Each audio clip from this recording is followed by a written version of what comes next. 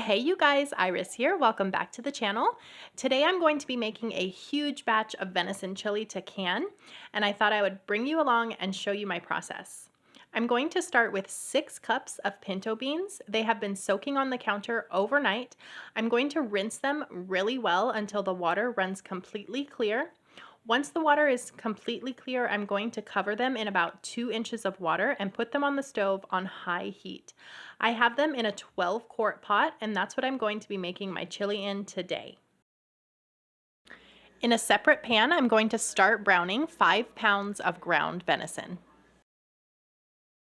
Next, I'm going to add 4 pints of diced tomatoes to the beans. I'm also going to add 3 tablespoons of chili powder and 1 tablespoon of salt. I season this chili very mildly when I'm making a very large batch, and then I will season further as I pull jars down from the shelf to eat. Once the venison is nice and brown, it's going to go into the pot too. Then I'm going to bring everything to a boil, cover the pot, turn the heat down, and let it simmer for 1 hour. I'm going to can this chili into quart jars using the hot pack method where you put hot contents into hot jars. I'm also going to be sure to wipe the rim of each jar very well with a little bit of vinegar before I put the lids on.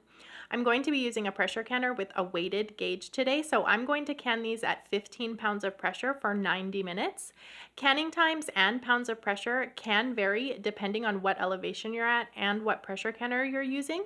So make sure that you're familiar with safe canning practices in your area and that you've read the user's manual for your particular pressure canner.